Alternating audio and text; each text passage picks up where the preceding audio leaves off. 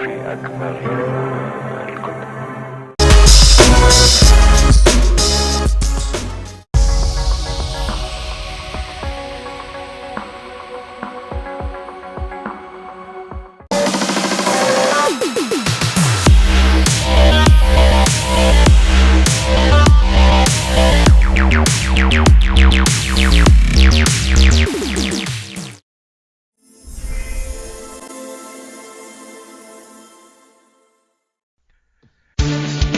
Congratulations, you have found the Lambcast, the official podcast of the large association of movie blogs, also known as the Lamb. The Lamb is the largest collective of online movie blogs and podcasts with 2,000 members and counting. Every week on the Lambcast, various members of the Lamb community get together to talk about our favorite subject, movies. So bookmark the Lamb and follow us on social media. Be sure to join us each week to hear a lively discussion of films and movie-related talk from our members. Join the flock at largeassmovieblogs.com.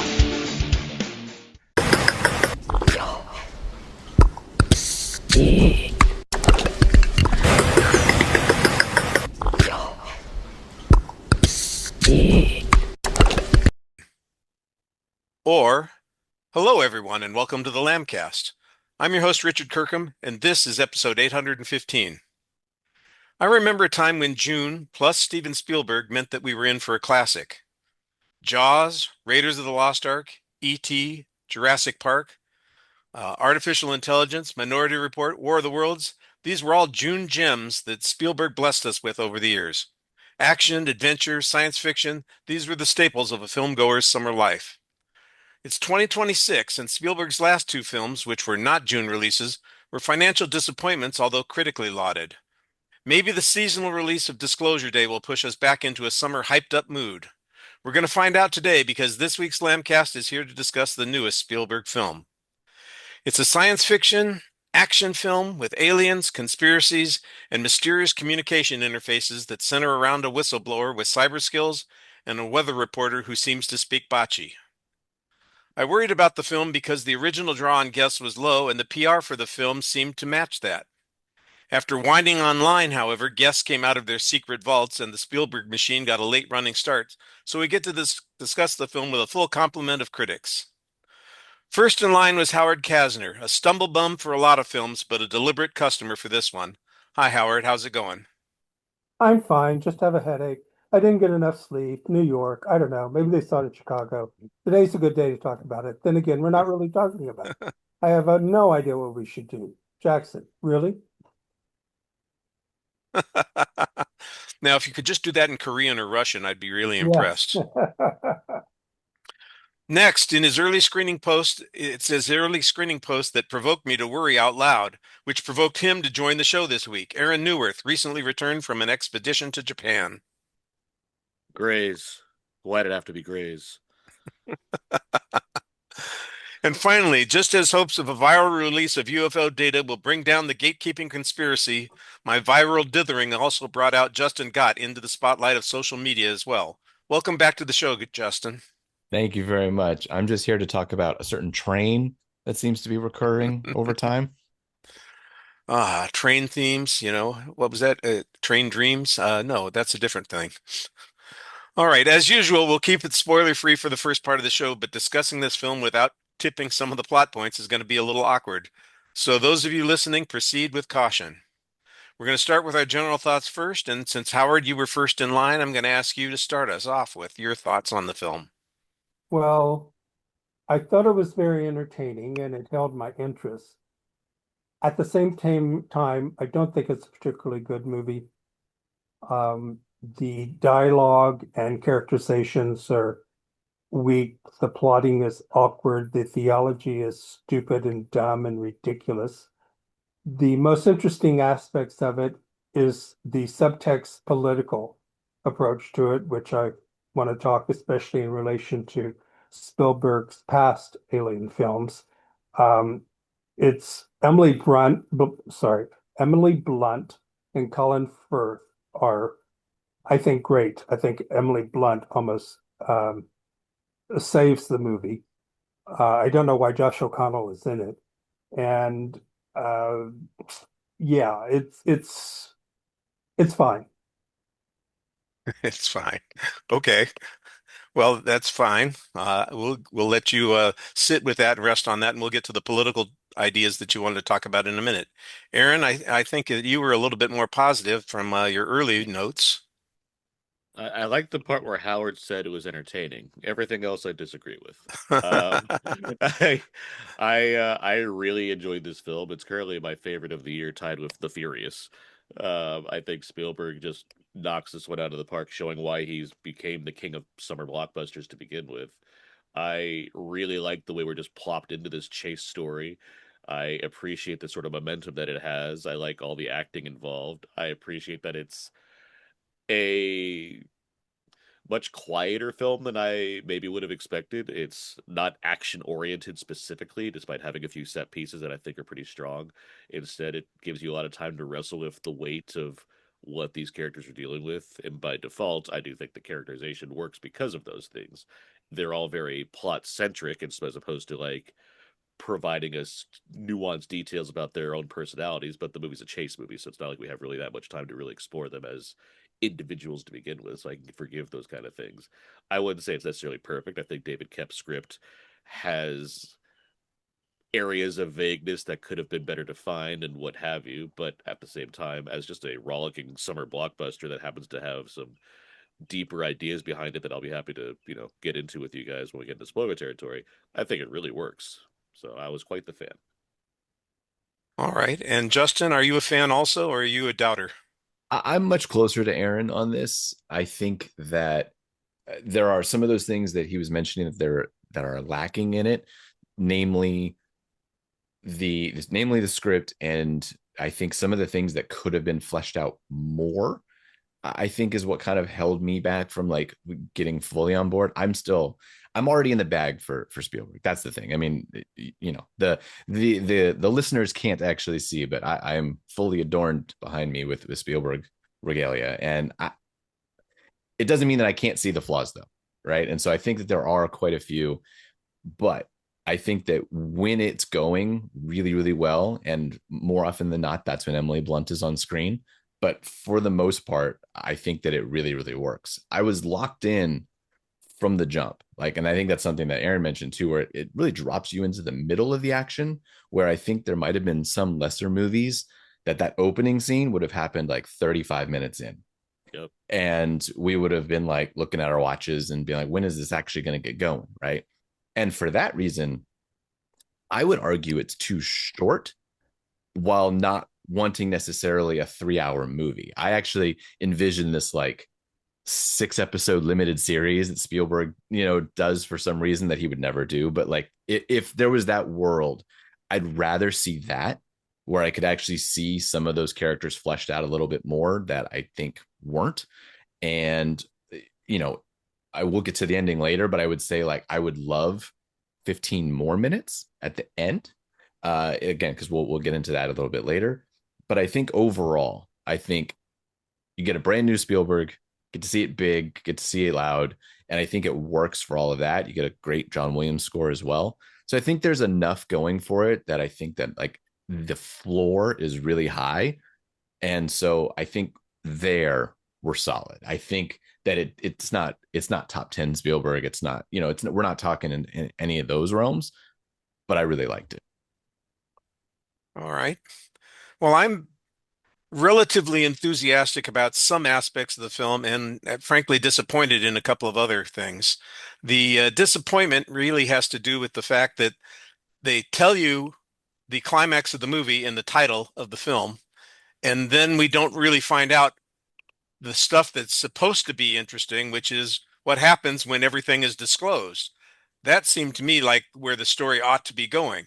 However, if you are looking for a chase film with some nice suspense moments to it, some great action sequences, I think there's a really good one that I'm sure we'll talk about in just a minute.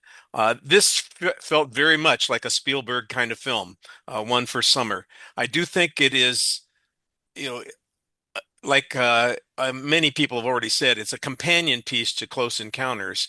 It really does feel like we are taking a similar sort of story, talking about it from a different perspective, and treating it as if the insiders have been keeping a secret for 70 years, 70 plus years, and that this is, you know, it's been leaking a little by little, and that's the stuff that gets left out of the film, the previous leakage. This basically starts with a whistleblower in full-blown escape mode, and I kind of like the idea, like you've said, Justin, a lesser film might have started someplace else and it would have taken us 30 minutes to get to that particular point. I thought that was a great start. And it reminded me very much of the style that Spielberg used in Close Encounters, where everything is not explained at the beginning. There's a lot of ambiguity about why something is happening and how it could be that this is a thing that's going on. And when Emily Blunt starts speaking in tongues, you just go, wait, what's happening? Why is this going on? But as the movie goes along, the story goes along, it doesn't really matter that we don't have an explanation for any of these things. It simply reflects the fact that there's something extraordinary that's going on in the world. And Spielberg has shown us stories this way before. It's not Richard Dreyfuss building a model in his living room, but it's the same kind of abstract connection that somebody's having with a UAP or a UFO or whatever we're calling them these days. So I like the Spielbergian chase stuff in the film. I like the characters that we're getting for the most part. I do think that the story doesn't take us any place that's very interesting. I think it's going to benefit from rewatches too. I think that there are some things that are there that you're not going to grab on that first viewing. I think that for as weak as Kep's screenplay is in some places, I think there is some depth in others that I think are going to really be worth diving into on further viewings. I'm sure there are some nuanced shots in the film that are going to tip us off as to a connection between that moment and something that happens in a different place in the film that you don't notice the first time through. And the magic wand is one of those things that you just say, this seems like a plot device that solves a lot of problems, but I'm not exactly sure why it would exist in the first place and how it's figures into this whole process. There's an interesting story to be told about how the people who are keeping this under wraps managed to discover how to utilize this tool and what experiences they've had, because there's obviously some fear about using it and touching it, and there being something that happens that's pretty damn negative. But like you said, it's the abstract nature of those things isn't necessarily what the story's about, and Well, we have to live with those. that object is like Doctor Who's screwdriver. It's one of whatever you needed it to do at the time, it does. Which is why I don't mind its purpose in the film. What I like about that, if we're going to talk about that specific device, what I like about it is less about what it can do and more about what you don't want it to do. The tension is waiting to see, what is someone going to do the thing that you're not supposed to do with it, which is apparently grab it too hard. And by the time we finally do, I get a bigger kick out of seeing that than I see it being used. Like, it being used is like, all right, yeah, you use it as a tool, whatever. When it's used the way you're not supposed to be using it, that's when I'm like, that's exciting. That's cool. I like that aspect of it. To Richard, to speak to like the something you're getting at as far as the title being Disclosure Day versus like what you're getting out of the film. I mean, I think that defies what the film is. I mean, I don't think the film would. And I disagree with Justin as well. I guess I don't think there's a better movie to be told if I like have more time after it ends. I don't think there's anything interesting there that I haven't either seen from other Spielberg movies or just what I can already surmise from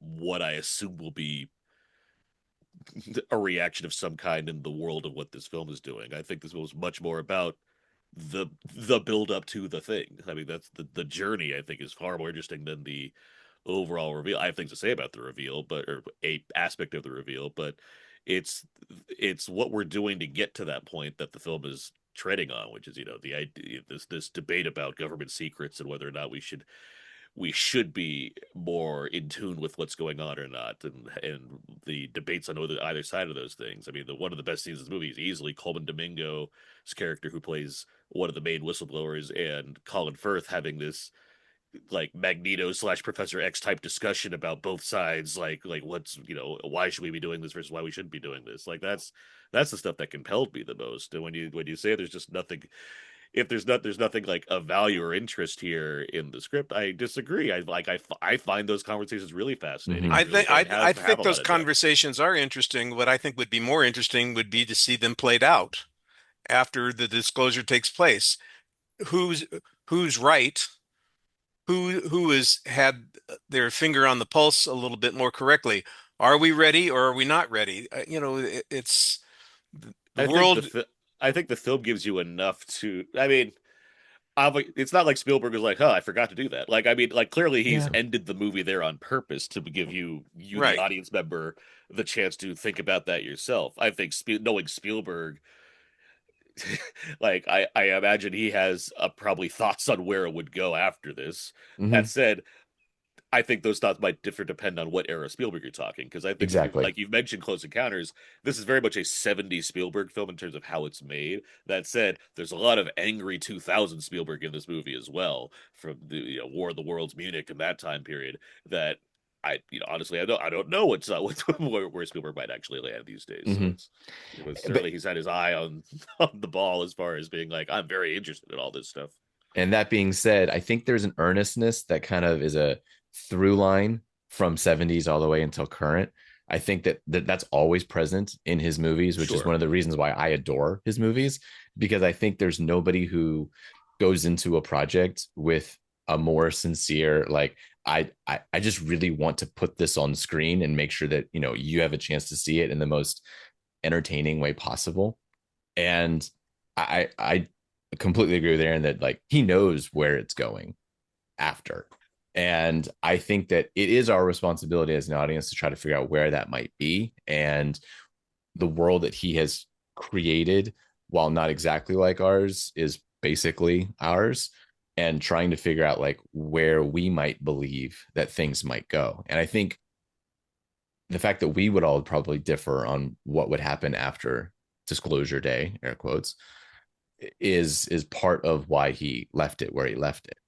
So, but again, I just go back to that kind of that earnestness that he is presenting those conversations, specifically the one with Coleman Domingo and Colin Firth.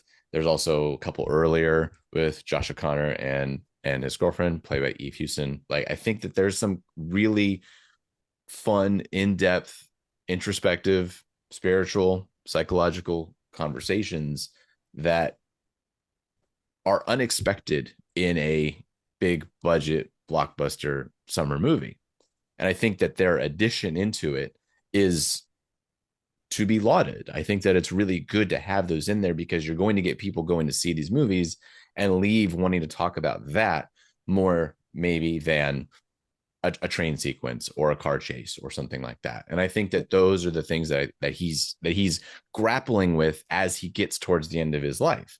And like, that's why I think this is a really interesting like companion piece with something like The Fabelmans. Something that like he is reflecting back on so much of what he's made and why he makes these movies.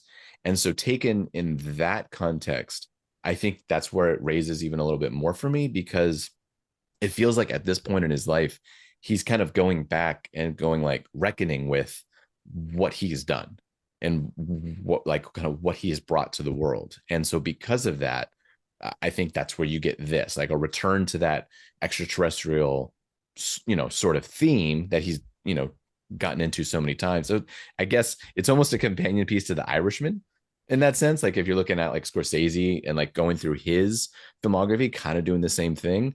I see this as like this is what I'm really known for. These are the things I'd like you to also think about while I'm showing you like why I'm really good at this, but also like think about this. And so those are the things that I'd love to be able to get into a little bit more as I watch it again, because I think they're all there. I value your guys' opinions, and I want to hear more from Howard as well. But I just want to say that I give just a big high five for that. That's a very well put thought that you just had out there. Well, I'm done. I'll go ahead and stop. I'm good. He's going to do the mic drop right now. Well, like I said, I'm not a Why hater do you on the hate film. Spielberg so much, Richard? Yes, I Jeez. know it is. It does seem that way, doesn't it? I'd agree with most of what Justin is saying. I do think that there are ideas here that are worth exploring. I just didn't think that they were explored in a very interesting way. I think they needed to be explored in a more visual way and make that the focus of the story rather than just the setup for the suspense element. I like the suspense element. I thought it was well done and well, it accomplished what it was supposed to do. And it probably works better for a summer film than the thoughtful discussion of what the consequences are going to be when this is revealed. I mean, in the background of the movie, we are apparently on the brink of war, and this is I apparently wonder going to what that take would feel everybody's like. attention away from that, and suddenly that won't matter anymore. And I'm going, I don't see how that's going to work. I don't know why that would be the case. Obviously, in the news cycle, you focus on whatever is going on that particular day, but this is one of those things that alters the future completely, assuming that it happens and is true. Well, in what ways would it affect the future? Sometimes it would be dramatic. I don't know how it would be dramatic enough to change the events that put us apparently on the brink of a war with North Korea and China and Russia all at the same time. It just seemed like it was, maybe that's a tool in the background to make it more dramatic Yeah, I mean, if to you're show this. if you're presuming that the intent is to stop the war, like if you think that's the if Mm, one not I'm not saying you are, but I'm saying like if one possible interpretation is by the time things are disclosed, that means the war is going to stop and we're going to like change directions on something. I mean that leads into like the sort of sentimental side of Spielberg as far as Hmm. like what how that would go. The Yes. other side would obviously be like, who cares? All right, let's move on. Let's keep having this war. Like, I mean, there's I think there's lots of ways to deal with the potential outcome of what takes place. But yeah, I mean, I get it. I get I do think the film wants to exist in its own universe and not the cynical one where yeah, you can Hmm. just scroll to the next thing and not care about the idea that aliens exist and they're out there and we have 70 years of footage of them or whatever. yeah, let's just get to the next TikTok video. Yeah. Howard, you had some thoughts about the political elements of the film that you said you wanted to get to, so why don't we go there next? Okay. First of all, I would like to quickly shout out. You were talking about a mini series, Yeah. and for those who haven't, I highly recommend Taken, which was a series that Spielberg produced. Won the Emmy for Best Miniseries at the time. And it deals with a lot of this. I don't know why it sort of disappeared because it was really good. Um, there are two areas. There's the theology and there's the uh, politics. And to be perfectly honest, the theology is absolutely stupid and ridiculous. Um, these theological issues have been settled for 70, 80 years, at least 60. Um, no religion really has an issue with aliens existing. No religion is going to be challenged by that.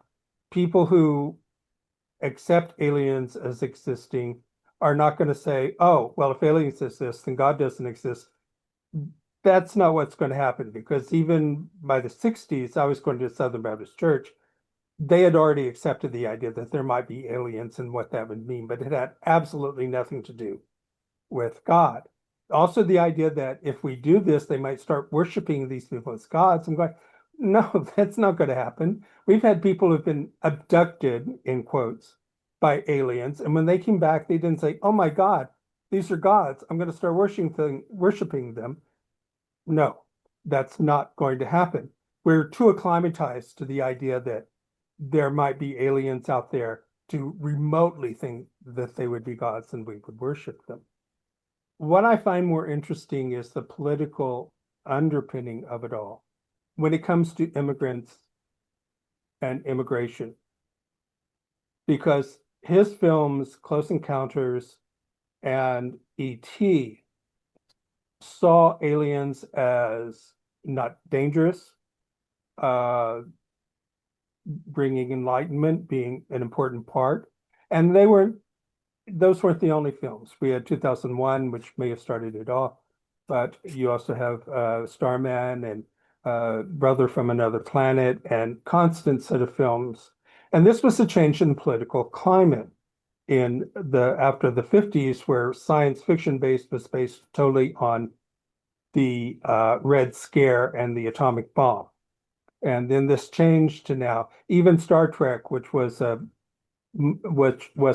sometimes satire, but a comment on the uh, Cold War, became Star Trek: The Next Generation, which had a totally different attitude towards space exploration and our relations with other people. So here he was very welcoming the in the 70s, I guess it was, or when those movies were made, thinking that immigration, aliens were of benefit.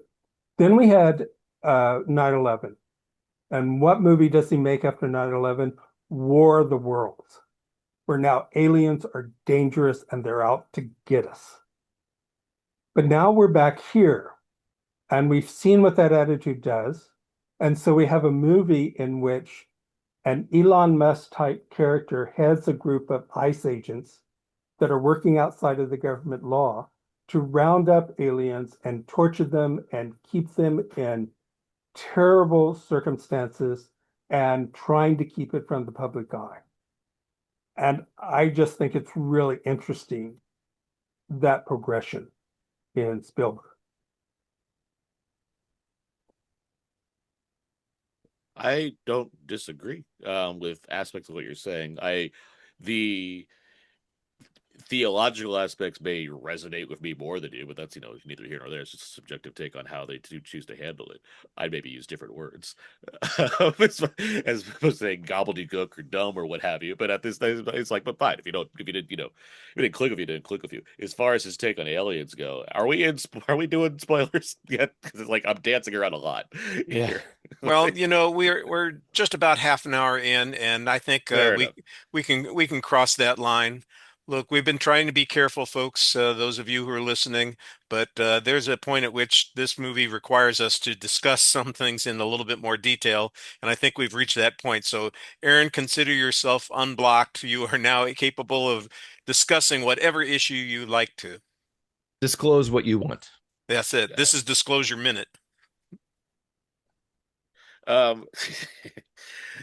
The what I really I mean, there's lots of aspects that I love about this movie, but like what the as far as the alien stuff specifically goes, like it almost feels like a bait and switch as far as what we're dealing with when it comes across the aliens. It's hinted at early on, obviously, when we see like the first image of alien stuff when Josh O'Connor shows Eve Hughes and his girlfriend like footage of like just some of the footage, and it's like us torturing aliens. Like, where's this going?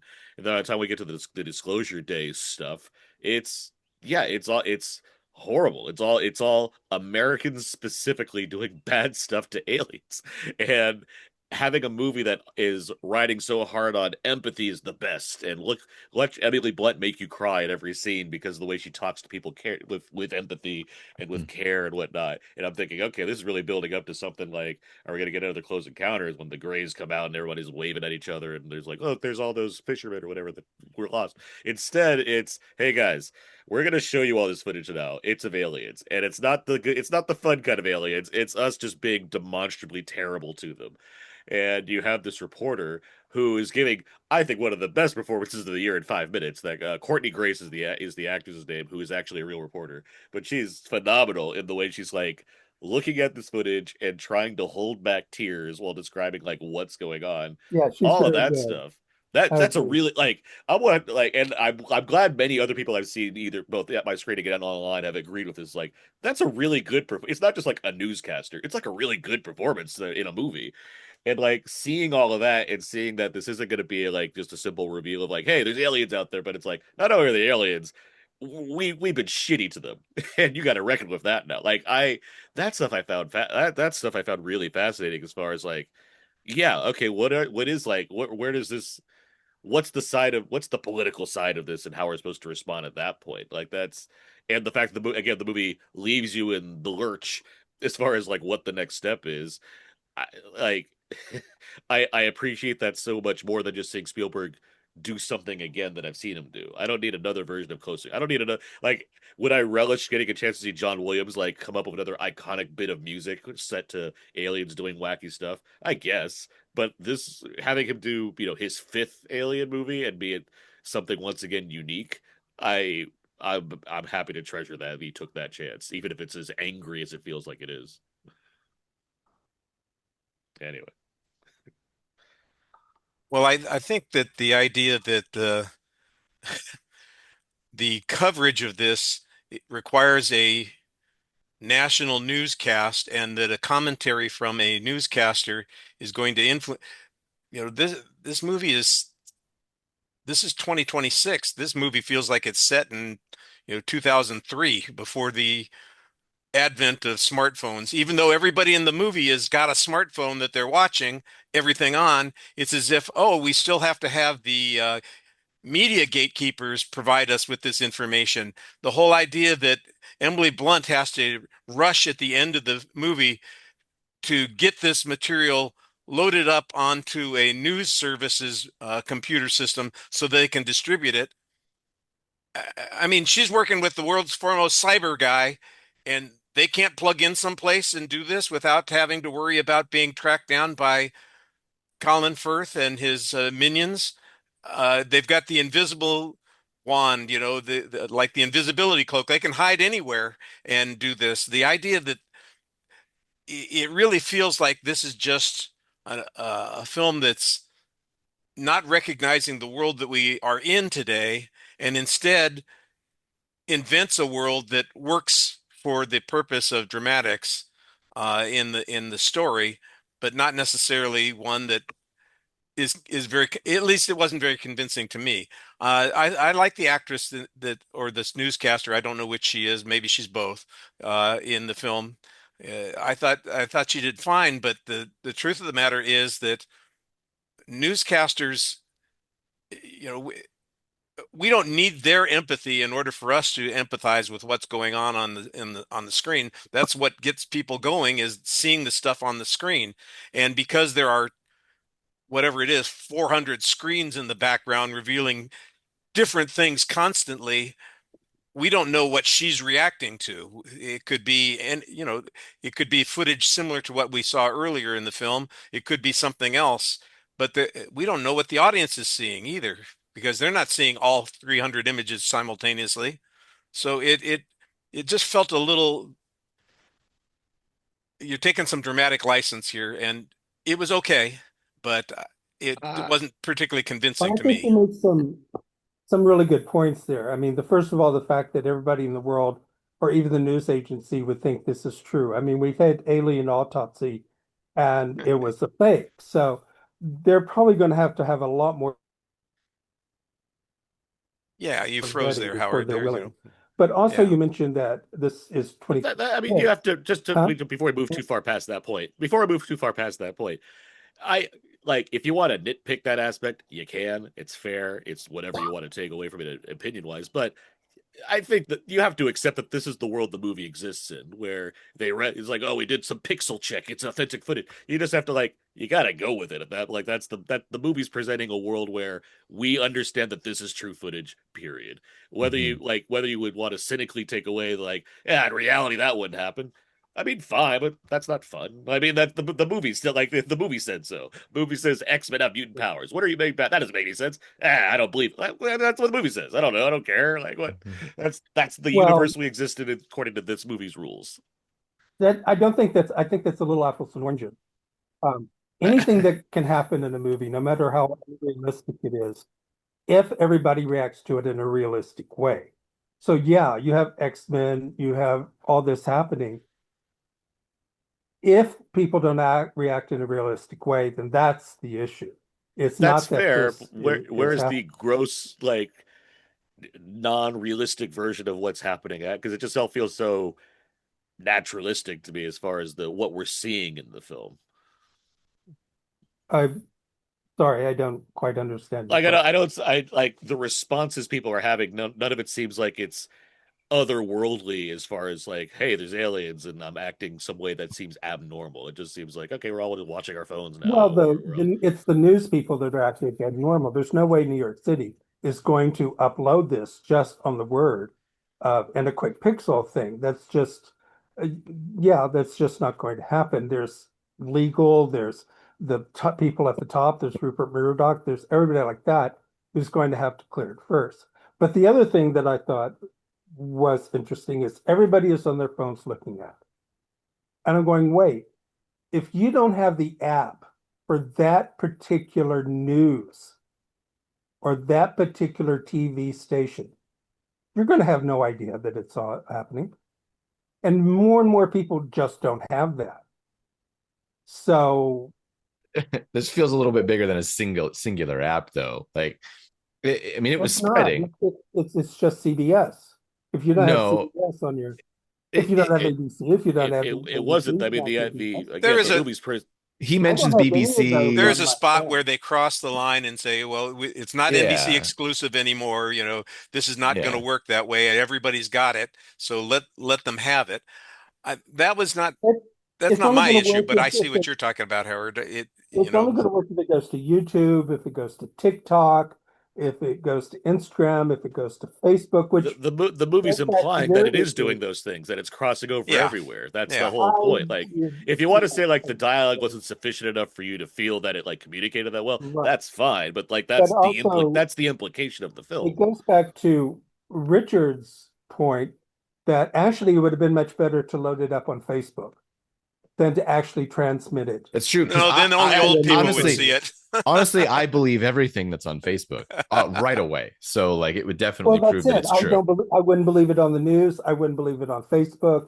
But if That you I want mean, to get it out faster so that everybody sees it, you well, don't go to the news, you go to Facebook. two things. All due respect, that sounds like a personal thing, and like, I mean, just like to not believe anything that's on the news, like anything, like I Something think like this. No. okay. Well, I was gonna say that I think like if we even go back, like it's funny that like it almost feels a little generational with Spielberg being over 80 now too. It's like it almost feels like his. Careful. Okay, I mean, then I can lump you. I mean, it doesn't matter. I'm just saying that like he believes in the institution of the news.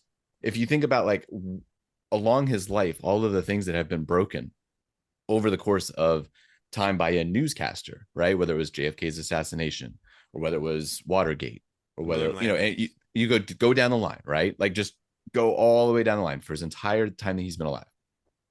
I think that the point he's making, and even this conversation that we are having right now, is exactly what his point is, which is we need that.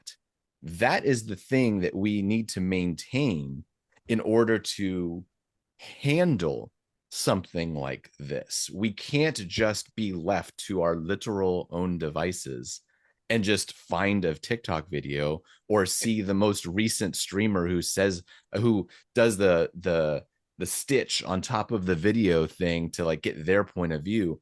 We need that person to walk us through it. That's the kind of like the valor of the newsman or newswoman in this case, because obviously think times have changed from Cronkite.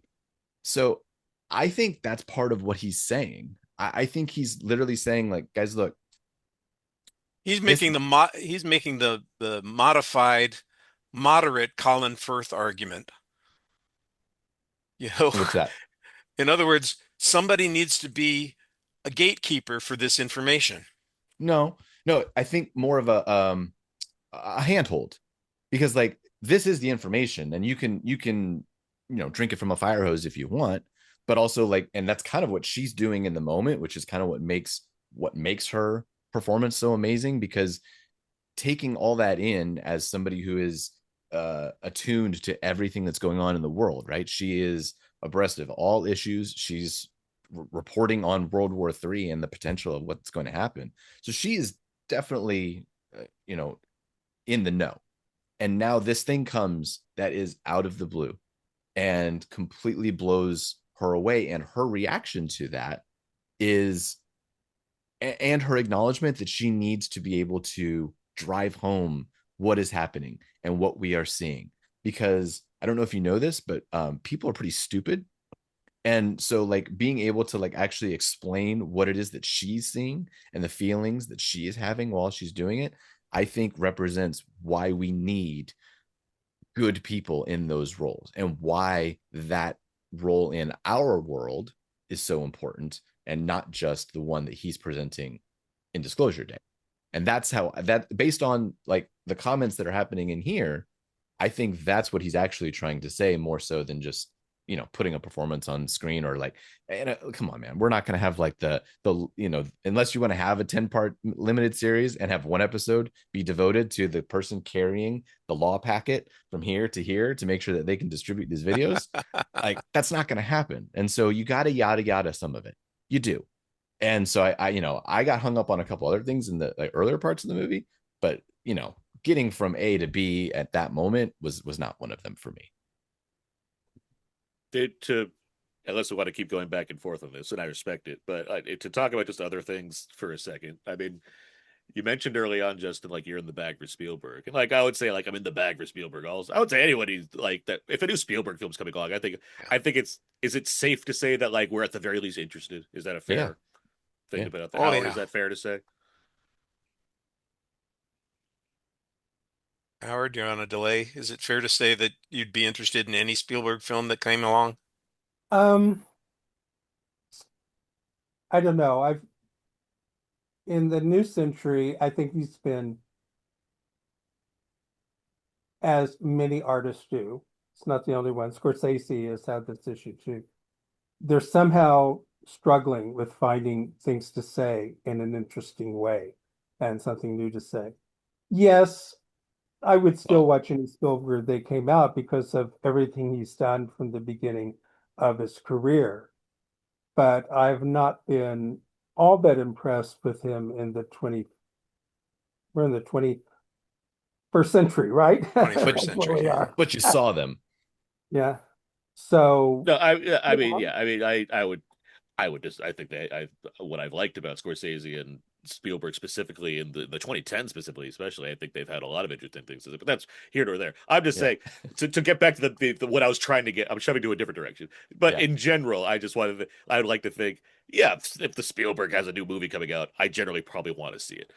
In saying that, watching this outside of the like to pause on the story aspect for a second, just watching this film is just like a great reminder of how good of a filmmaker he is. Like just seeing like the camera choices, the light, and like honestly, I've been out on him and Kaminsky for a while, but like after West Side Story, Fablemans, and this movie, like I'm back on the collaboration between him and Kaminsky train because I think he's been making the cinematography choice has been much more interesting than just blown out lights all the time and I other agree nonsense with that that. I don't really get. Yeah. There were some swooping shots Mhm. where the camera is really moving around and not staying still. And Mhm. that was really good. I would notice those. It's doing stuff that I don't see other filmmakers do. Even John Williams' score, it's so surprising to me always that there's not more composers that even attempt to sound like him.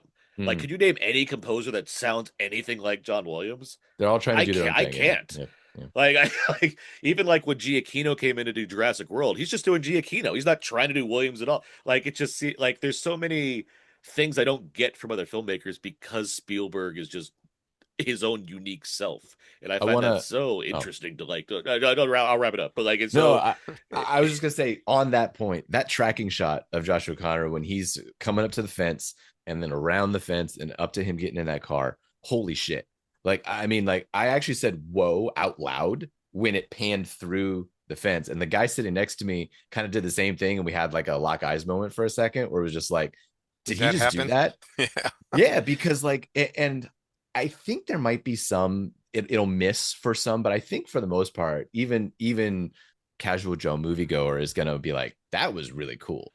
Because I think that's what they're responding to. I mean, the movie opened to 45 this weekend, not bad for an original non-star driven, slower sci-fi movie. Like, good for it. But like, yeah, there's a touch there that he applies that is unlike other filmmakers that at the very least should get you riveted through some of those moments. You talk about that Josh O'Connor scene.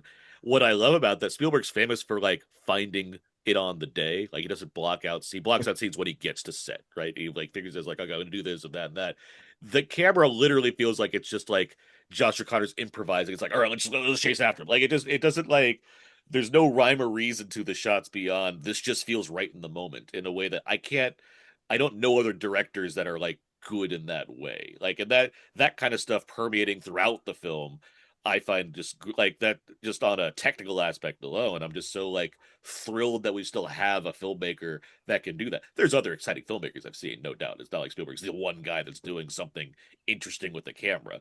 But when you see all these other blockbusters that, especially the ones that are more less impressive despite the entertainment value you might get out of them. It's fun to see like this guy come back and be like, let Daddy show you how it's done for a second here with his Yeah. like unique approach to filmmaking that still feels like a 25-year-old making Jaws and like coming out of nowhere with all these ideas. It's just I love it.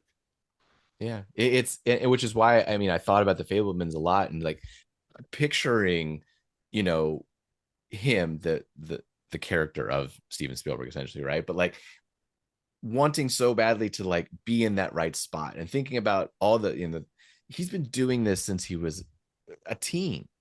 Like no one knows that better than him. And like I think that again, I keep coming back to the earnestness because I think that has a lot to do with the story that he's trying to present as well. That he's saying that like this is the world and kind of putting a dividing line. Interestingly enough, and I know Aaron, you referenced that line between kind of pre 9/11 maybe Spielberg and like where he became like a little bit a little bit angrier about some stuff. And I think it's like he's presenting it as like, which side do you want to be on? Which do you want to be on that cynical side, that part that's just like we would just swipe past this anyway, like alien existing, whatever. I'm just gonna kind of keep it moving along. Or would you go the other way and be actually interested in trying to figure out what this means about who we are and what's going on? And I think he's really interested in that. And then he's like, oh, by the way, I can still shoot better than all of you.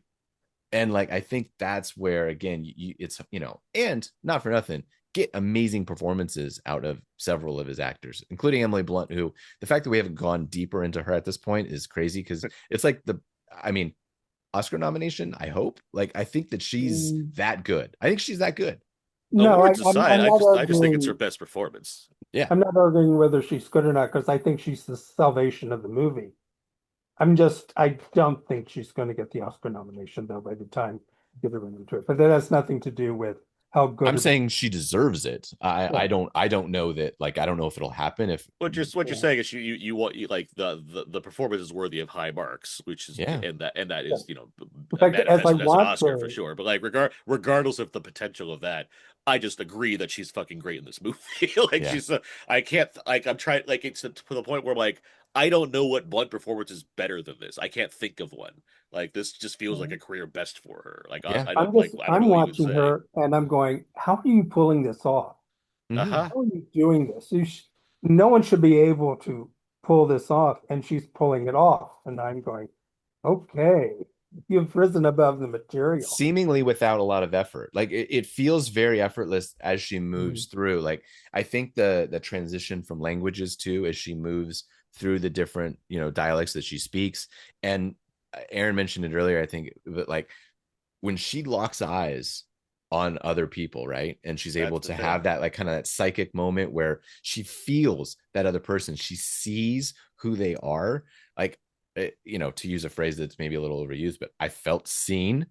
Like it was just like, oh my god, like it felt like she was looking through right at me. And I mean, I wouldn't mind if she were to do that and let me know which direction I need to go in my life. That would be really helpful. Copyright Jake Lewitt. One of the best things is the speeding scene where she gets stopped by the police officer and then she's great. Telling from there through the newsroom all the way up to her doing the voice at the end. Yeah. It's there, and like I don't deny the newsroom scene as far as like just dexterity, because it's one of these Spielberg tracking shots that you don't realize is tracking shot until like 5 minutes in. You're like, wait, we're still on the same camera. But like, and yeah, she's going through makeup, she's doing costume, the hair, and then she's doing Korean, then she's doing Alien. By the end, it's like that's really cool. And like no denying that that's great work and what have you. It is those lock eyes, like the speeding sequence, like you just mentioned. It is those sequences that like that's the real stuff there. Because like it's Mhm. one thing to like, yes, I memorized all of this and move and use the blocking to my advantage and what have you. No denying the work involved to do that and do it as well as she's doing.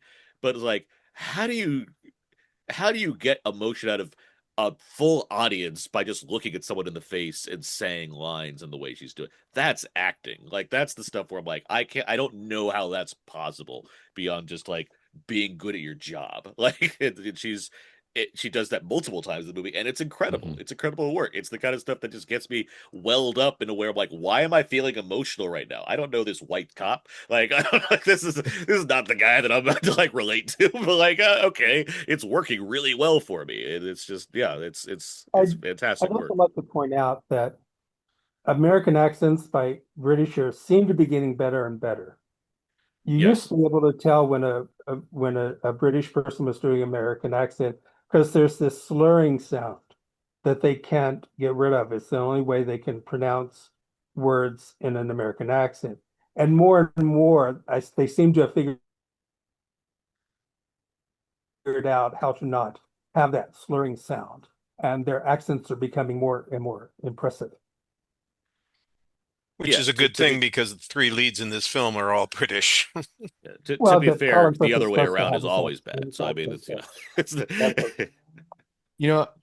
I was just thinking about that scene where Emily Blunt is going through and like locking eyes, and you know where Spielberg's done that before. Something very similar is in Minority Report when Anderton is dragging Agatha through the crowd where she's loose, and she basically is grabbing people and like having those precog Oh moments yeah. individually, and she, don't go home. He knows. I've seen that movie a couple times. Like, but it's just like yeah. that.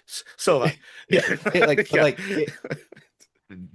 there was a very similar thing that Samantha Morton does in that Yeah. scene Mhm. here. And so again, he's not curbing on what he's done before. It's not directly, derivative of that. But I think that again, him looking back at everything he's ever done, I know he's got a memory for every scene he's ever shot. And I'm imagining him going like, okay, if we kind of, move through in this direction and think about those things, man. Yeah, he's one of a kind as Well, in it terms makes of. it makes sense because look, everybody has said it for thousands of years. The eye is the keyhole into the soul. We can see what people think and feel and who they are by looking at them and confronting them directly. And he's a filmmaker who spent his life looking into people through a camera, a very specific interface that they've got going on there. So he's taken the same interface that he's used his whole career looking at things and being direct and looking at them and making other people do the same kind of thing, only with, the empathy that supposedly the aliens have imbued us with so that they can connect with people in a way that is going to be productive and useful as opposed to destructive. The empathy thing is the thing that that's the magic bullet that drives this film.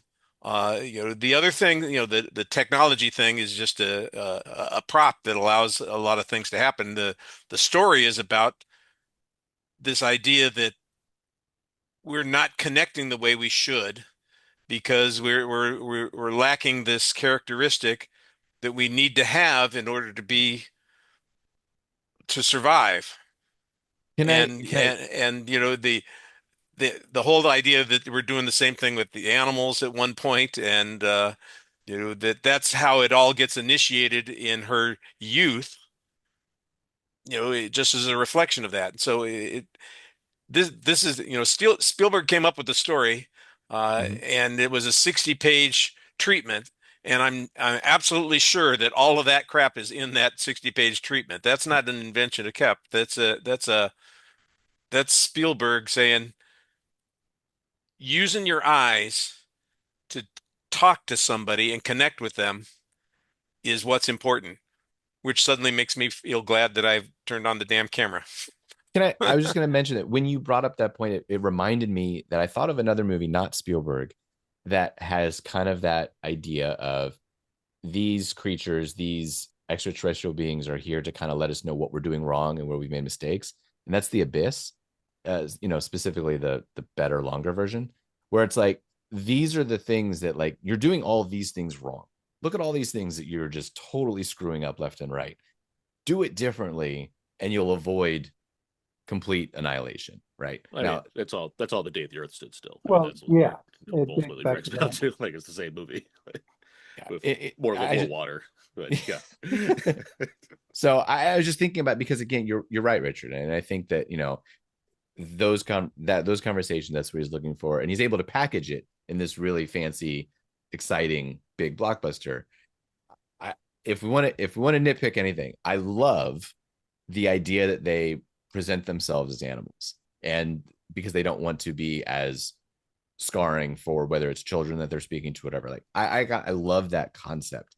The animals themselves left a little to be desired from the guy who made a T-Rex 33 years ago look as real as anything I've ever seen in my life. They're not real animals. I know, but do something better. I mean, like, I'm not saying like bring me like a real fox, but like, I don't know, like it did take me. I'm saying they're aliens. Slightly. The aliens did a shitty job making animals. That's all. The CGI could have been a little better. It's the aliens' fault, not Spielberg's.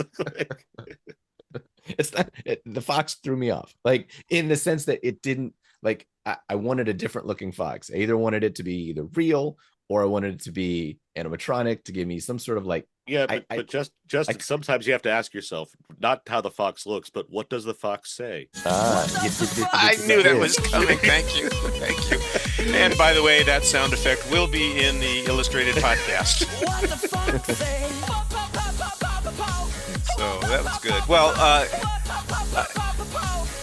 did any of you get that stag head collectible popcorn bucket? No. I want the Tom Cruise one that he had, the Spielberg popcorn bucket, apparently, where he has a giant. Yeah, I saw that. Yeah, that looked interesting. It would look good right here. Yeah. Tom, send it to him. Justin's got a spot for it.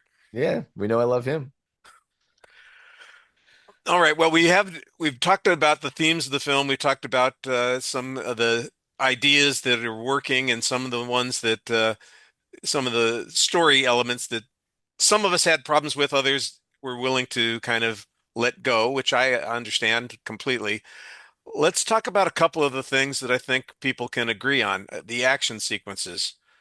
That train car sequence reminded me of all these Spielberg action scenes that I've seen over the years. I'm sitting there going back to the Lost World and Julianne Moore and Jeff Goldblum.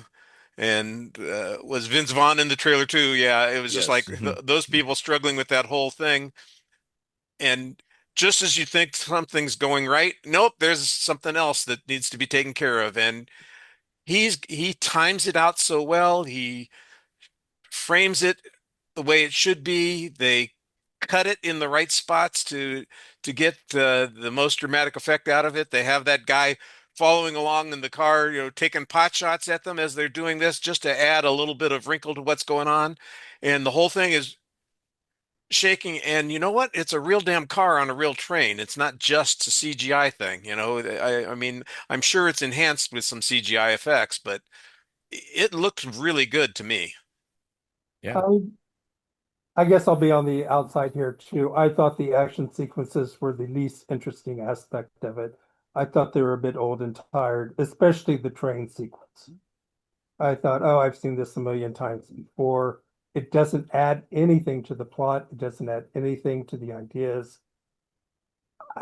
To me, it shows that they maybe didn't have enough when it came to the writer, so they had to fill it out with this stuff, which wasn't as interesting to me, though the writing wasn't particularly interesting to me. Do you think Spielberg, who has a reputation for making very entertaining summer blockbusters, is like, you know what I should do if my summer alien movie not have action in it? Like, I do think he wanted to do a number of like big action scenes just for the sake of like, it's fun to have action in my movies. I think he is a big kid. Like, he's explained that himself many, many times over. Like, he likes this stuff. Like, whether or not it feels completely organic to a plot or not, I mean, sometimes you just roll with it because he has fun doing it. Yeah, that's not me making an excuse for the movie. If you didn't like it, you didn't like it. But at the same time, it doesn't feel like Spielberg was like, God, what can I do? I guess I'll just insert an action sequence because I don't know what else to do. I think he just wanted to do it because it's fun. Yeah, I had a Leo in Once Upon a Time in Hollywood moment where I pointed at the screen. It was like Fablemans, where the train is Oh yeah. there with the car and the train, and just like it just seems like something that he wanted to make exactly that for 70 years, and this allowed him that opportunity to do it. I thought it was great too. I thought that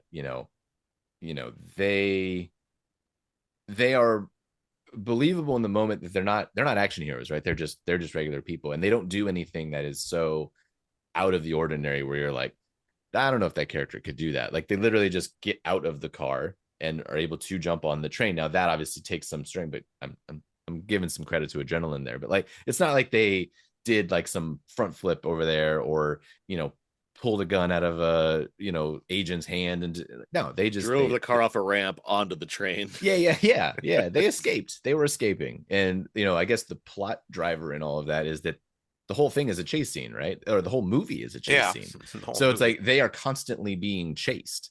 And in this moment, you think they're about to get away.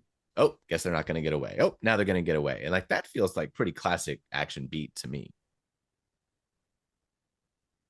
Yeah, and it's awfully hard to have an action film without any action. You need to have those moments that are going to be interesting to look at.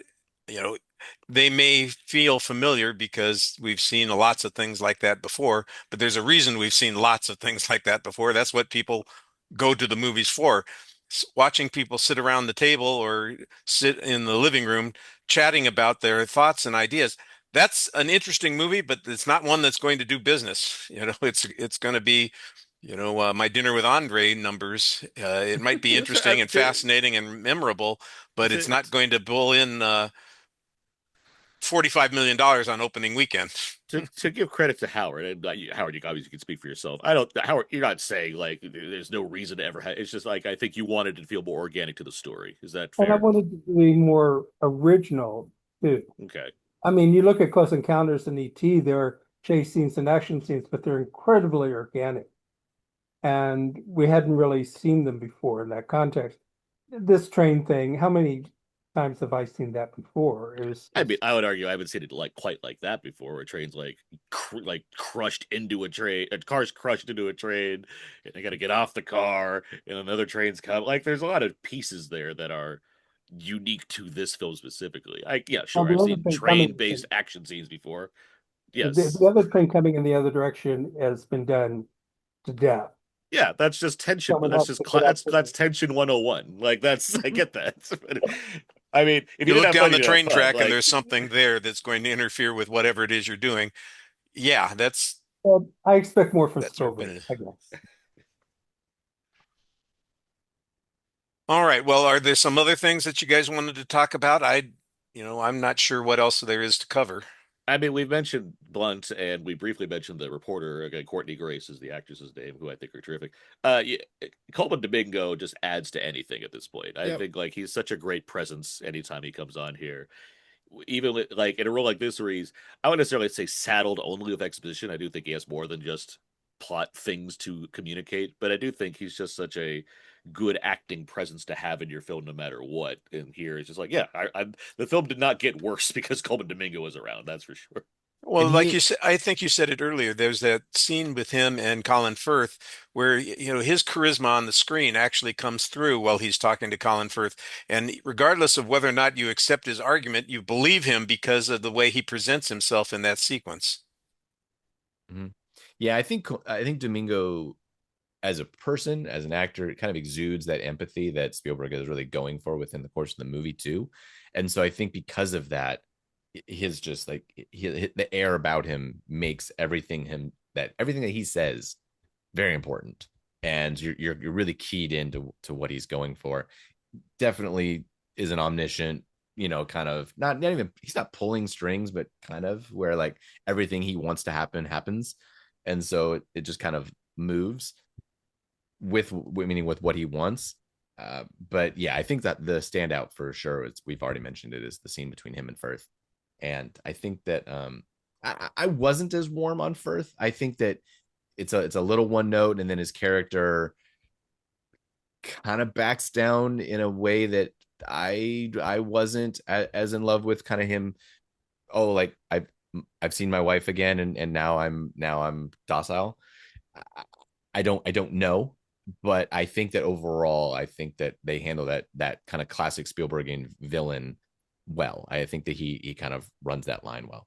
Well, I I like do think that his the little whole beard. plot gets a bit convoluted for the end, and I'm not sure why they needed to build this house or get her reconnected to aliens in this particular way when she seems connected already. But for me, the big culprit here is the screenwriter, and of course Spielberg chose him. And apparently, It's one of the worked reasons before. why is he's known for working fast, he's known for working quick, and his movies make a lot of money. But he's not that good a writer, and his characters in his screenplays tend to be very flat and uninteresting for me. So if he had a better screenwriter, but his movies do make money, so it doesn't matter how good a writer you are, it only matters how much money a movie makes. I mean, I don't know. Like, I mean, because he has obviously which way that one. Yeah, That there you one's go. that one's got some pretty good characters in it, and he did a No, pretty actually, job. that's my example of why that shows he isn't a very good person. Jeff Goldblum is great because he plays Jeff Goldberg, and Richard Attenborough is great because that's the kind of character he plays. But the other two characters, Sam Neill and Laura Dern, are really boring, uninteresting, bland characters, and they can't do anything with it. Okay, And that's well, the biggest weakness of the movie. that's I'll fine. dissent from that opinion. I mean that's just a terrible take, Howard. But that's fine. I'm not not, Jurassic Park is a masterpiece. But he also wrote Mission Impossible, the first one. Like Yeah. and that's been a long time too. But I think that like he has it is interesting how he has some huge clunkers too. Like it's a really interesting balance. I think they work together on Kingdom of the Crystal Skull too, which Yeah. I think is overhated, but it's obviously not very good. And I think that like There's also a lot of hands in the kitchen on that one. It's not just definitely, Kev yeah. involved. That's the problem is the amount of people working on that script. And then If you go through his IMDb, like it's a very interesting like high highs, low lows, and you're just kind of like. So I don't know if I could just generalize him as like being a I bad read writer who through makes a bunch of money. I read through his IMDb and it was like all medium all the way.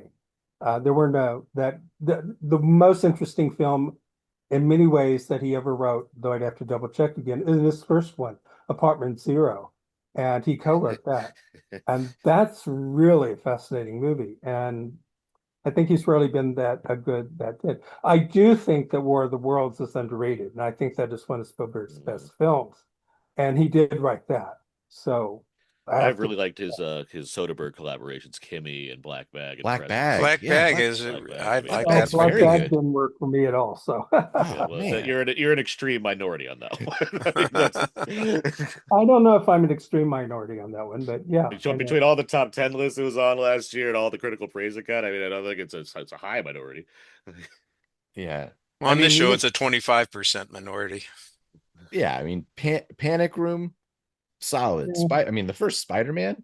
I'm just kind of scrolling right Rich now, for but I mean, Spider-Man, but The thing is, I don't even disagree much with what Howard's saying. Raimi. I do think of the blockbusters he's been involved with, the scripts are not the highlights of those movies. Like that's No, that part's true. I think it is. Kep is very much a he like him he's a working with Ron journeyman Howard writer. always makes sense because they're these journeyman writers that never really give you an A, but they give you a solid B plus a lot of the times.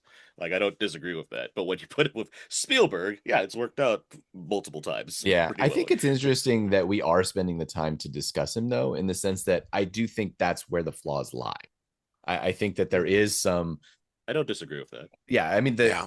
I used the phrase earlier, but the yada yadaing of some things, it feels like we kind of cover over some things about whether it's character beats, whether it is certain plot ideals, or where things are going in order to service getting there in 2 hours and 20 minutes instead of again, like I mentioned earlier, going even longer. It should be And noted. Actually, it two things. It should be noted that for one, he wrote a movie called called Cold Storage this year. That's based on his own novel. That's quite good. I enjoyed it. I even interviewed him about it this year.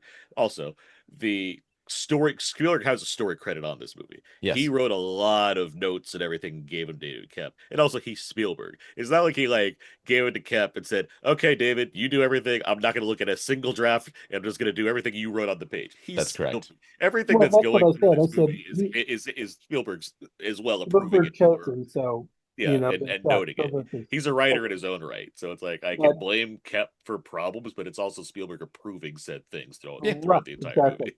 And if he did write as you say, he wrote a 60-page treatment of it, then Yeah. Kep becomes more work for hire. It's Yeah, but quite it's still different like than a trusted person he has and not just like, hey, you, Yeah. writer, put this together in a script. Yeah. Well, It's yeah, that's sort of actually kind of what it is. I mean, it's very different than how we work with Tony Kirshner on West Side Story and very much basically, so. And the Very much Fablemans, so. yeah, Yes. absolutely. Yeah.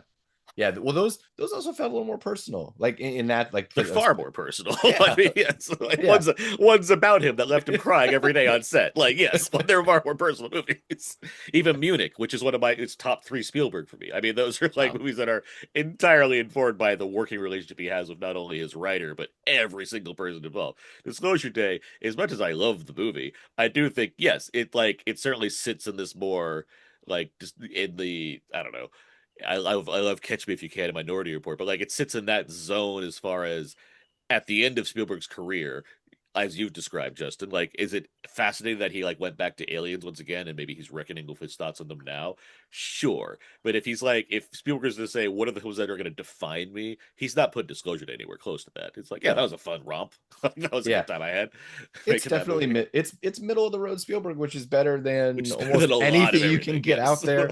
And I'm just grateful to have spent time on the same, on the same planet as him. Like it's he's one of a kind.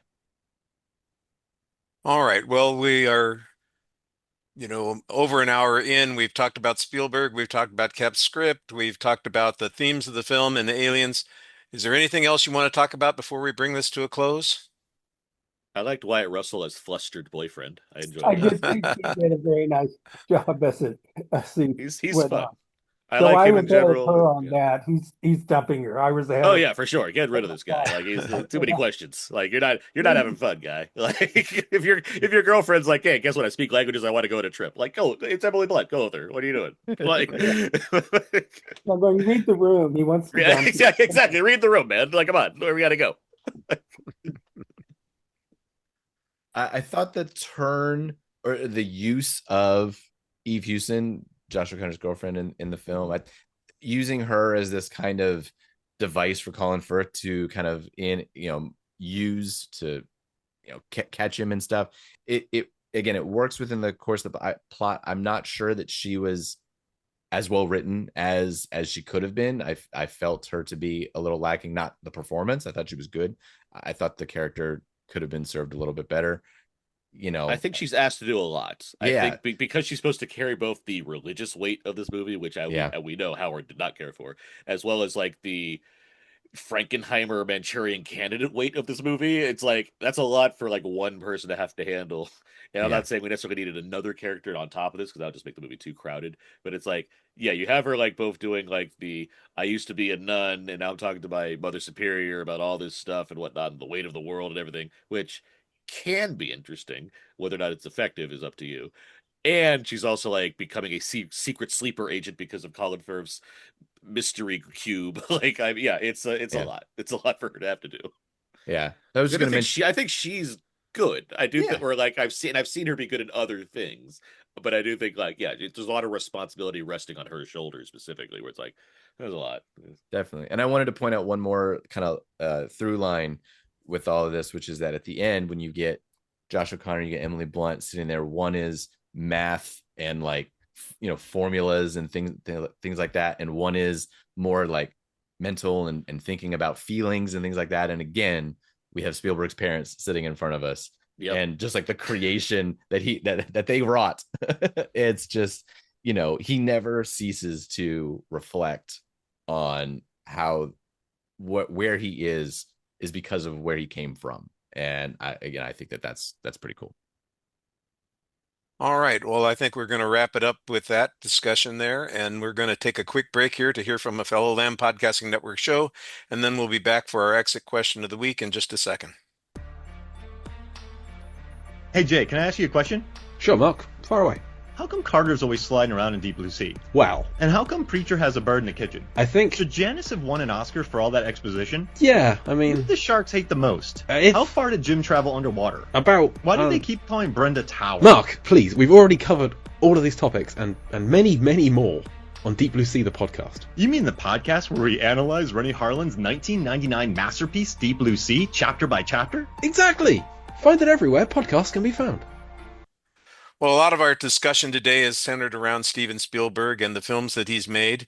There's quite a few of them that have become the classics that everybody knows, and that if you were watching this the way we are, you would know that Justin has two preferences. I can see the left and the right both in front of me, and I certainly concur with at least one of them, and the other one I'm an enthusiastic supporter of as well. But we're going to find out what is expendable in Spielberg's filmography, if there's anything that you can think of. And apparently, Aaron can think of something without even thinking hard about it. So, Aaron, we're going to start with you. The question is, are there expendable Spielberg films that you'd not miss if they vanished?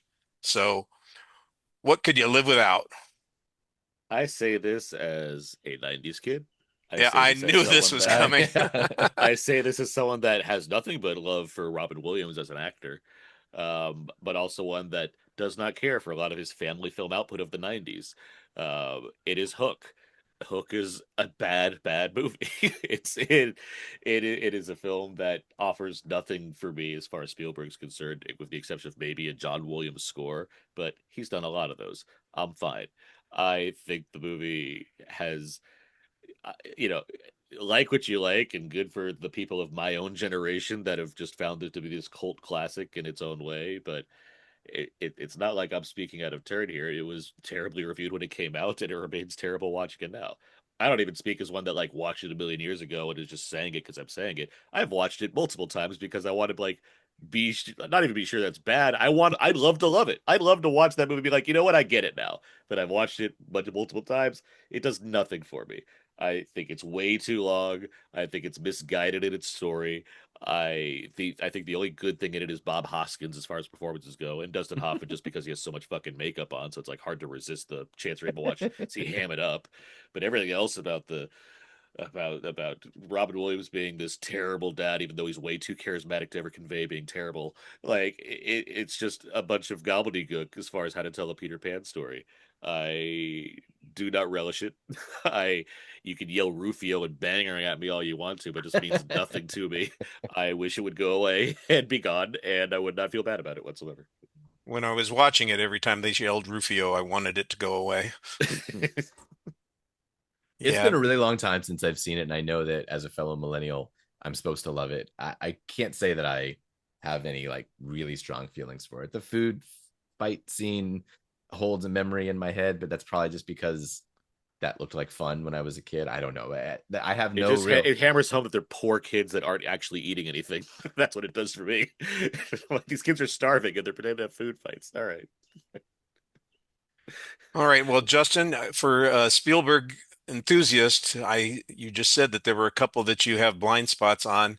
Yeah. But the ones that you've seen that aren't in your blind spot category, what could you live without? What could you say, I don't ever need to see that again, and if I never saw it in the first place, it wouldn't have bothered me? Yeah, there's a couple of the older ones that I've missed. 1941, Always. I haven't gotten to them. A couple of the newer ones didn't strike me as something I needed to see when it came out. Like BFG wasn't on the top of my list the year it came out. So those I can't speak to either way. I might love it. I don't know. But there is one that I have seen that I just have a real firm I didn't need this. I was somewhat entertained through it, but I didn't need it. And I still feel like it's almost like it's just this mark on his resume as far as I'm concerned, because of all the different IP that are within it. And as it moves, I didn't need Ready Player One from him. I just didn't. And the magic that he brings to a movie, I didn't feel in a movie that's full of magic. And it didn't really work for me overall. And all I picture when I think of that movie is all these different, things that we've seen in movies all over the place, whether it's the DeLorean from Back to the Future or the Iron Giant or all these things like that. And we're supposed to just be pointing and being like, oh, I love that thing. I love that thing. I love that thing. When I just don't feel like any of it was really necessary. So that's my choice. I think that's an understandable choice. I think that the film, that's one of those movies I saw once and I was glad I saw it. I enjoyed it while I was watching it and haven't thought about it ever since, ever. Unless it comes up in a conversation and somebody mentions that The Shining got used as a segment in that film. That's the one thing that people seem to recall from that movie that meant anything to them. The rest of it is just, toys on the floor, so to speak. And let's pick this one up and play with it for a minute. I mean, I think there's a whole message about how guilty he feels about letting IP and franchises run wild based on his and Lucas' creations that speak to a much darker message than is implied. But that's me, and it's a different conversation. Yeah, I mean, you're not wrong, but I All right. Well, Howard, how about you? Have you got? I don't have to ask, do you? The question is, which one is it going to be, or which ones would it be?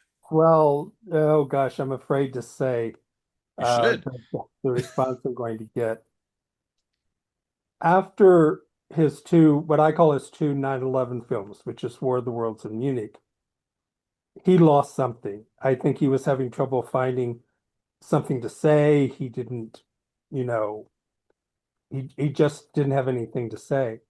And all of the films between Munich and West Side Story are completely dispensable for me. Lincoln is probably the best, but I even found that a bit boring. Ooh. So yeah, I think he was totally lost as an artist and as someone trying to figure out what to say, so those are the ones for me. Everything between Munich and West Side Story I could do without. I'm going back to see That's exactly eight. which. That's 8 films that we're going to dump.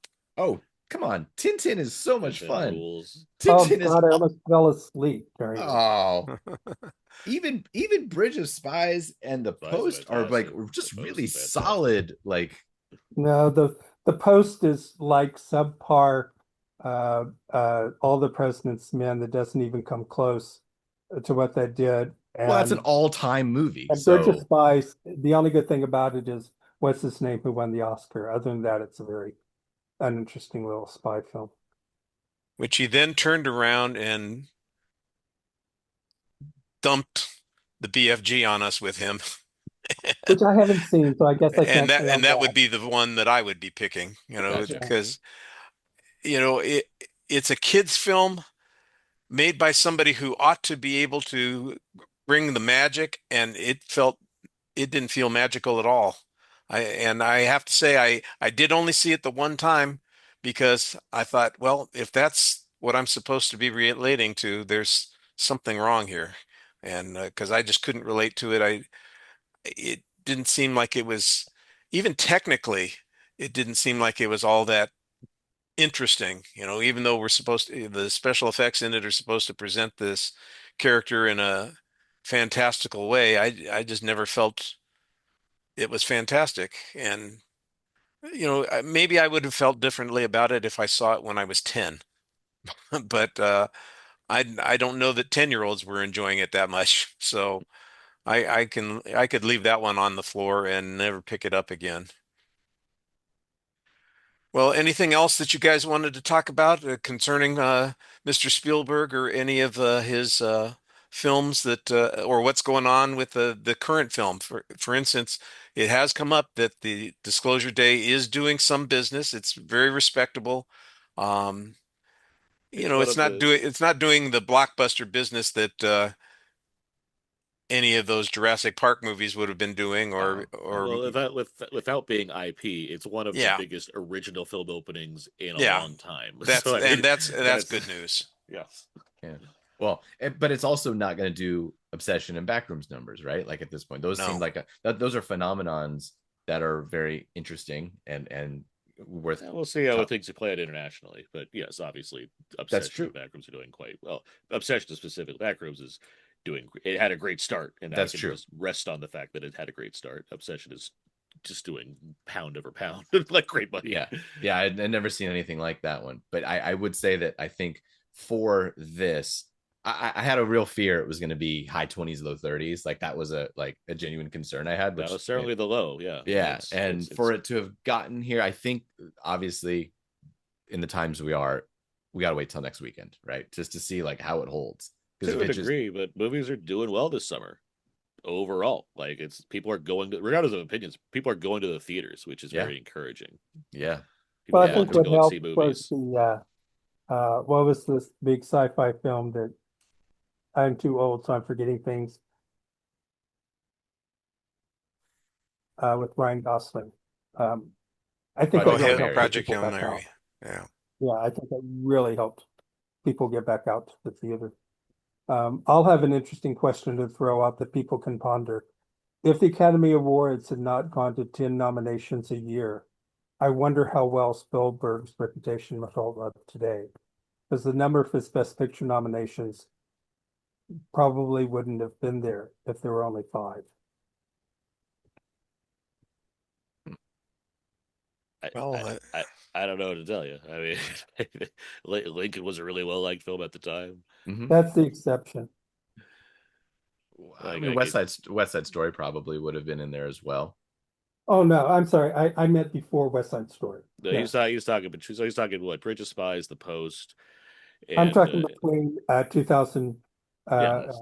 Between in that 8 film period that you were willing to dump. It's Bridge of Spies, Lincoln, The Post, and Munich, I guess. What was Munich? No, Munich was before that, and it wasn't the 5. But I don't think Bridge of Spies or The Post would have been nominated. I think regardless, I think that I don't think that dings Spielberg very much. No, I think his spot on Mount Rushmore is pretty well solidified, and that's me speaking objectively. Only if you're talking about American directors. Yeah. Well, I mean, that there's quibbles there, but I would say definitely if you're talking about American directors, yeah. Well, I could rest it on just one film, so I'm good to go and say he belongs there regardless. I'm good with that. You're a big Always fan. I know, Richard. That's it. Well, with that Richard Dreyfuss guy, he sells me on every movie that he's in. All right, guys, I'm going to give you a chance to promote anything that you might want us to know about. Howard, you've started a new podcast. Have you got something going on it yet? Next week, we're going to be the first recording with Jason Soto.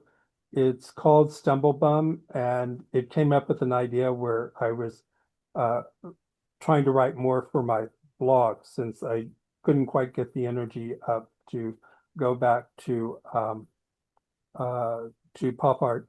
And basically, it will be about films that I just accidentally stumbled on. I had never heard of them before. I knew nothing about them. They looked interesting, so I watched them.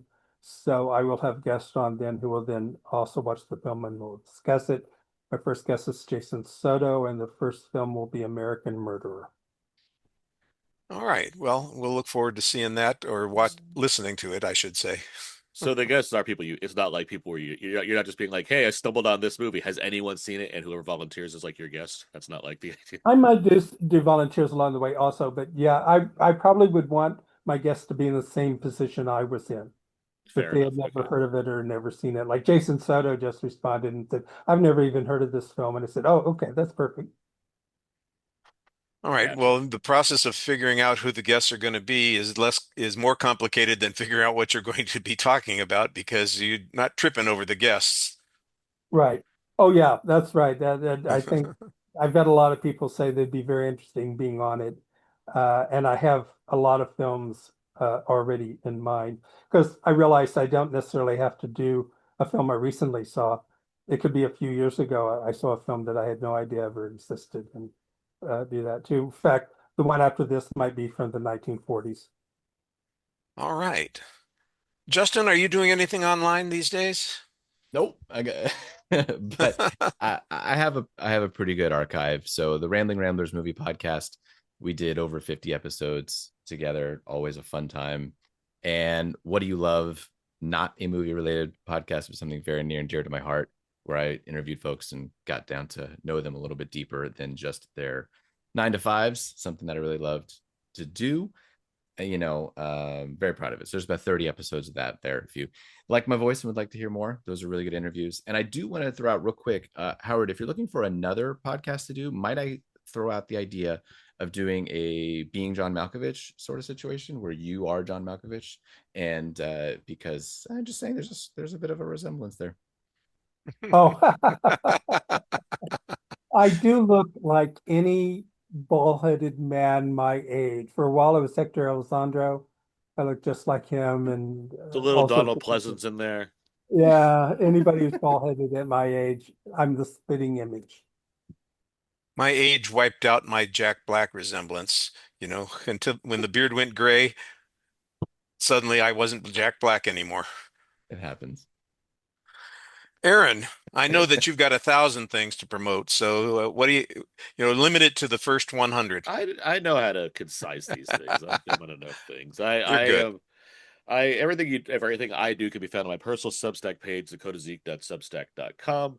I write movie reviews for Weekly Entertainment. I co-host 2 podcasts. One is called Out Now with Aaron and Abe. My friend Abe and I discuss new movies week on a weekly basis with other film critics and film fanatics alike.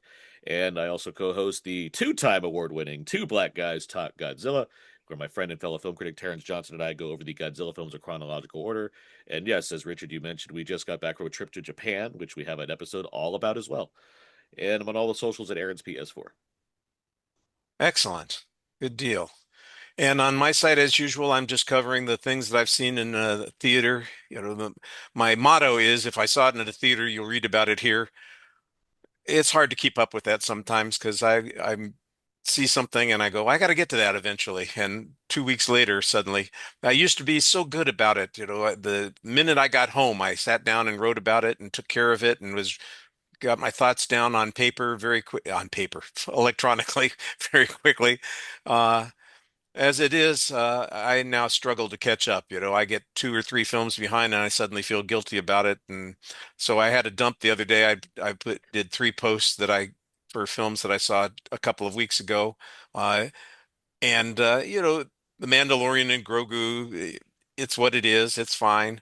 And I did see a revisit to see Moulin Rouge on the big screen at the Paramount Theater here in Austin, which is a great experience. It's a wild film. It's a little loud um, on the big screen. Oh, is Uh, it? yeah. Happy What's Pride. What's interesting is that I've seen the musical on stage more often than I've seen the movie in the last couple of years. For some reason, my daughter has become a theater kid, and we went to New York to see it with Aaron Tveit, and then we saw the Austin on Broadway version that they had touring here, and so eh, it was nice to revisit. I appreciated it because they keep the Kiss song in there, so that's going to be part of the thing that I appreciate there. And then I I was in New York for a wedding a week ago. One of the reasons that I had to have guests hosting the show, and I got a chance to see Pressure, which I would strongly recommend to anybody. I like that film quite well. It's a movie about weather predicting, which doesn't sound all that interesting, but it's actually very Not as effective. loud as Moulin Rouge. No, that's for sure. That's for sure. Even the battle sequences don't live up to the volume of Moulin Rouge. By the way, And then, speaking of Godzilla, we looking forward to the new one? As in -0, the Toho Yeah. Japanese one. Of course, it's my most anticipated film of the year. Yes, there we go. I can't When wait. is that Sorry, opening, by the way? sorry, November. Richard, I didn't mean to interrupt. November. November. Okay. I Howard, don't were you have to saying? schedule it for July or August. All right, guys. Well, thank you very much for joining me. I really appreciate the last minute additions. Howard and I would have had a great conversation, I'm sure, but the input from the other two folks on the show today has made this a much more complete discussion of Disclosure Day and probably a fairer representation of the world's views. So I want to thank you all. And in being complete disclosure, I don't have anything to finish off with. Sorry about that. I'll just let the screen go black.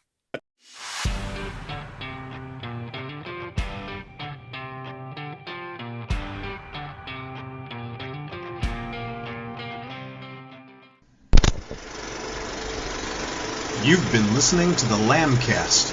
If you have an idea for a show or would like to join us on the Lambcast, contact us at largeassmovieblogs.com. Find us on Facebook, just search for Lambcast, or on X, formerly Twitter, at Lambcast. And you can find us on YouTube as well. The Lamb site can be found at largeassmovieblogs.com. We'd also love it if you would leave a review on iTunes.